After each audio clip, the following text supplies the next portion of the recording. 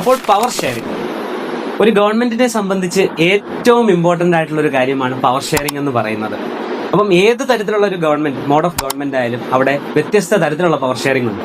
അപ്പം നമുക്ക് ഓരോ ടൈപ്പ് ഓഫ് പവർ ഷെയറിംഗ് കണ്ടാലോ. First one, vertical power sharing.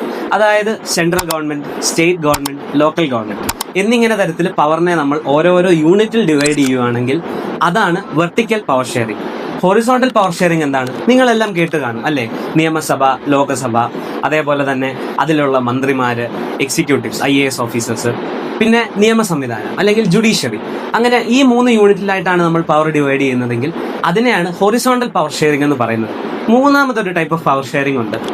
അതായത് ഒരു ഗവൺമെന്റിനെ സംബന്ധിച്ചിടത്തോളം അതിൽ വ്യത്യസ്ത കാസ്റ്റ്, ക്ലാസ്, ജെൻഡർ ഇങ്ങനെയുള്ള ആളുകളെല്ലാം ഉണ്ടാവും. അവർക്കിടയിലെല്ലാം പ്രാതിനിധ്യം അല്ലെങ്കിൽ അവർക്കെല്ലാം പവർ ഷെയർ ചെയ്യുവാണെങ്കിൽ അതിനെയാണ് power sharing among social groups എന്ന് പറയുന്നത്. നാലാമത്തെ പവർ ഷെയറിംഗ് എന്ന് പറയുന്നത് ഒരു രാജ്യത്തെ സംബന്ധിച്ചിടത്തോളം അവിടെ വ്യത്യസ്ത തരത്തിലുള്ള ആളുകളുണ്ട് അല്ലേ? പരിസ്ഥിതി സംഘടനകളുണ്ടാവും, എൻവയോൺമെന്റ് ഗ്രൂപ്പ്സ്, ബിസിനസ് ക്ലാസ്സുകൾ എല്ലാം ഉണ്ടാവും. അവർക്കിടയിലേക്ക് പവർ നമ്മൾ ഡിവൈഡ് ചെയ്യുകയാണെങ്കിൽ അതിനെയാണ് power sharing among political parties, interest groups, pressure groups എന്ന് പറയുന്നത്.